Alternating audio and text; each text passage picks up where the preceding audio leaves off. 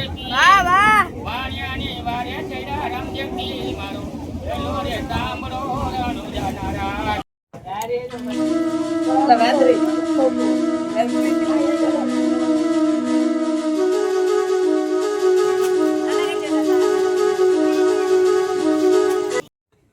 Hello મિત્રો, કેમ છો? બધા મજામાં છે ને? મજામાં હોય તો મજામાં જ રહેવાનું. તો ફરી એકવાર તમારા બધીનું મારા એક નવા વ્લોગમાં હાર્દિક સ્વાગત છે.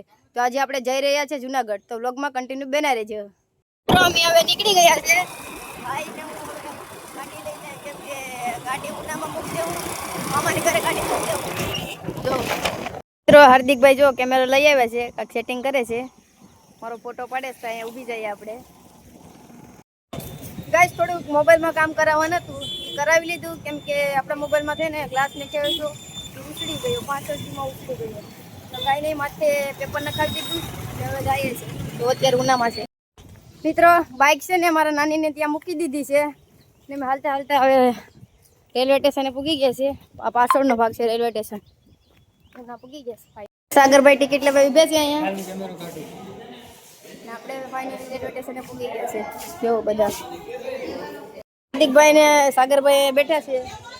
હવે આપણે ટ્રેનની રાહ જોઈએ કે ટ્રેન છે ને 11:25 ઉપડે છે.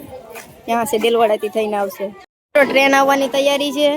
જો આ બધા ઊભા થઈ ગયા છે હવે, કેમ કે આગળ ટ્રેન આવશે ને એટલે બધા આવ દોડામ દોડ થશે. આપણે તો નિરાજથી ચડવાનું છે. જો આપણે જેનો ઇંતજાર કરતા થઈ આવે છે હવે. જો ફાઇનલી ટ્રેન આવી ગઈ છે. જો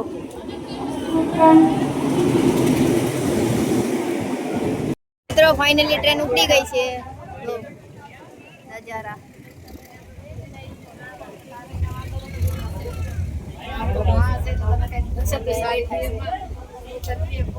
અમારાના પેંડા આવી ગયા છે. આપણે લઈ લઈએ કેમ કે ફેમસ પેંડા છે અહીંના. પેંડો આવે એક નંબર. હાર્દિક બે ભાઈ ટીટીભાઈ બે ટીટીભાઈ. હા, અમારા વિશાલભાઈ મળી ગયા છે. બીજી ટ્રેનમાં જતા હતા. હાર્દિક ઓલા બધા છે. कौन है ये लोग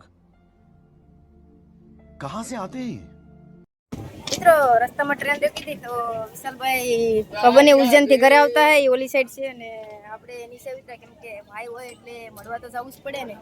એ લોકો ઘરે જાય છે, અમે જાય છે જુનાગઢ. આ તો દાદા ખારી સિંહ છે મિત્રો. તો ટ્રેન અહીંયા તાલાડા ઊભી છે. તો આપણે હવે થોડાક ફોટો શૂટિંગ ને કરી લઈએ કેમ કે ટ્રેન અહીંયા છે ને કલાક અડધી કલાક ઊભી રહી છે. એ જો બધા હાર્દિકભાઈ ને બધા સાગરભાઈ છે ને હાર્દિકભાઈ ના ફોટા પાડે છે. જો કઈ નહીં, હાલો થોડાક નાસ્તા પાણી કરી લઈએ, બબલા ને એ બધું લઈ આવીએ કેમ કે બહુ ભૂખ લાગી છે. તો લોકેશન કેમ છે? એક નંબર. મિત્રો સામેથી બીજી ટ્રેન આવે છે. આ બધા લોકોને ટ્રેનમાં જવાનું છે ને આપણે જઈએ છીએ નાસ્તો લેવા માટે કેમ કે તાલાડા 1 કલાક સ્ટોપ થશે એટલે નાસ્તા પાણી કરી લઈએ. તો આ બીજી ટ્રેન છે એ આવી ગઈ છે ને આ બધા લોકોને એમાં જવાનું છે. આપણી ટ્રેન ઓલી જરી જુનાગઢ વાળી ત્યાં ઊભી છે ને આપણે જઈએ છીએ હવે નાસ્તો લેવા માટે. નાસ્તામાં આવું બધી છે. જો વેફર ને આપણે લઈ લઈએ. લઈને જઈ લેવું. એટલો નાસ્તો લઈ લીધો છે. થોડા બોડા ને થોડા બોડા પી લઈએ. હવે 100 રૂપિયાનો નાસ્તો લઈ લીધો. પૈસા વાપરો એટલે પાણીની જેમ લાગે. આ જો આવે બે ભાઈઓ. ચાલો મિત્રો આપણે નાસ્તો કરી લઈએ કેમ કે આપણે સવારથી કોઈ નાસ્તો નથી કર્યો. મિત્રો વરસાદ ચાલુ થઈ ગયો છે અને આપણે કલાક થઈ જાય હજી પણ ટ્રેન નથી. જો લોકેશન કેમ છે બાકી?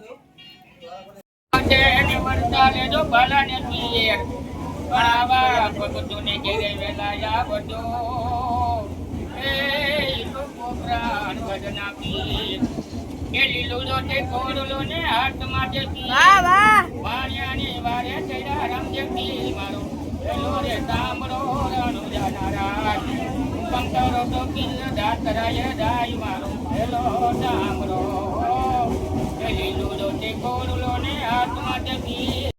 મિત્રો દાદાએ આપણે કીધું કે દાદાએ ગીત ગાઈ નાખ્યું છે. દાદાએ સરસ મજાનું એક રામાપીનું ગીત ગાઈ નાખ્યું છે.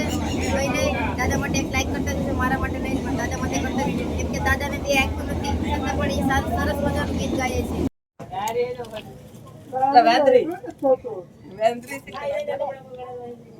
મિત્રો રસ્તામાં સરસ મજાના બંદર જોવા મળી ગયા છે. જો આપણે એક બેને બબલા દીધા, પણ હવે તો આ બહુ વાવડો તે જો કવરાવે છે. મિત્રો અહીંયા ટ્રેન સ્ટોપ થઈ છે. જો લોકેશન કેમ છે, એક નંબર સાસણગીર છે. સાસણગીર કેમ કે અહીંયા વાતાવરણ એક નંબર છે, એન્જોય કરવાની બહુ મજા આવશે. જો અહીંયા નીચે વાંદરા જરા લોકેશન છે એક નંબર. જો સાસણગીર કાંઈ ઘટે નહીં. અમારા હાર્દિકભાઈ તો કેમેરો કાઢી લીધો છે. વાતાવરણ એટલે કાંઈ ઘટે નહીં, સમજો મિત્રો. લોકેશન તો જો એક નંબર.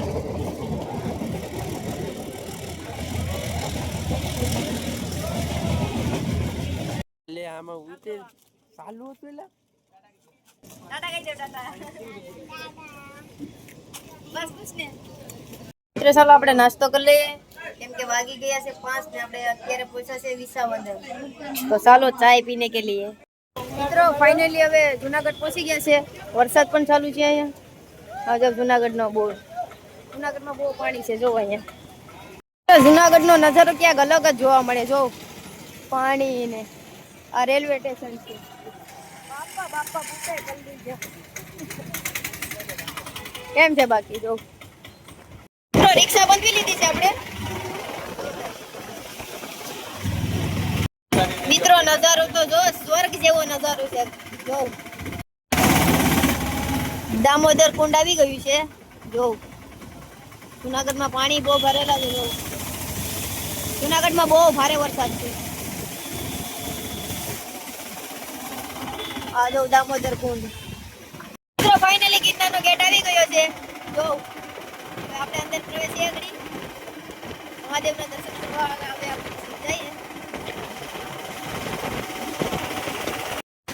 તો મિત્રો હવે ફાઇનલી હવે આપણી સમાજની વાડીમાં પહોંચી ગયા છે. આપણા સમાજની વાડી છે. હવે ત્યાં રહેવાનું તો રૂમ તો ભાઈએ રાખી જ રાખ્યો છે. હવે જઈએ અમારા હાર્દિકભાઈ. ભાઈ સાહેબ ગિરનારનો નજારો એટલે એક નંબર, કાંઈ ઘટે નહીં. સવારે ડુંગરો ચડવા જઈએ ખબર પડે કેવું છે. મિત્રો આપણા સમાજની વાડી છે. જો કેટલી મોટી છે. હું અહીંયા છે ને મહિને દી રહ્યા છે, કેમ કે હું ગિરનારની પ્રેક્ટિસ કરવા હોઉં ને આ વાડીમાં રહું. મિત્રો આપણે આપણી સમાજની વાડીમાં જો ભોજનાલયમાં આવી ગયા છે. આપણા દાદા છે રાજેશ દાદા, અને અમારા દાદા છે મજામાં ને શિવજી દાદા. નામ નથી આવડતી. આ જો રાજેશ દાદા છે ને રોટલામાં કરે છે. ખાલી રૂમ મળી જાય એટલે જમવા આવીએ. જો અહીંયા જમવાની સુવિધા પણ એક નંબર છે. મિત્રો આપણે છે ને અહીંયા બધા ઓળખી છે, કેમ કે આપણે અહીંયા ઘણી સમય રહેલા છે ને, એટલે જો વાડી એક નંબર છે. આ જમવાની સુવિધા છે. જો અહીંયા ગમે ત્યાં રોકાવું હોય તો આપણે વાડીમાં આવી જવાનું. બહુ બધા અહીંયા રાખે, રાજેશ દાદા અને શિવજી દાદા ને બધા. આ જો મિત્રો રૂમની ચાવી આવી ગઈ છે. હવે આપણે જઈએ, કેમ કે ભાઈની રાહ જોતા હતા, પણ એ ગામમાં ગયા હતા. હવે ભાઈ આવી ગયા છે, હવે આપણે ચાવી આપી દીધી છે, કેમ કે અહીંયા આપણે ફોન કરીને તો રૂમ રાખી રાખે. જો આપણે રૂમ છે ને એક નંબર જગ્યાએ મળે છે, કેમ કે આપણો રૂમ છે ત્યાંથી બારી પણ છે અને અહીંયાથી બહાર પણ નીકળાય છે. તો મિત્રો આપણે જમીને વહી આવ્યા છે અને બ્લોગને આપણે અહીંયા જ સમાપ્ત કરી નાખીએ. તો આજનો બ્લોગ તમને ગમ્યો જશે. ગમ્યો હોય તો લાઈક, શેર, સબસ્ક્રાઇબ કરવાનું ભૂલતા નહીં, અને નવા જ બ્લોગમાં જલ્દી મળીએ. અને હા, આમને આમ સપોર્ટ કરતા રહેજો, એક સબસ્ક્રાઇબ કરતા જજો. Bye bye.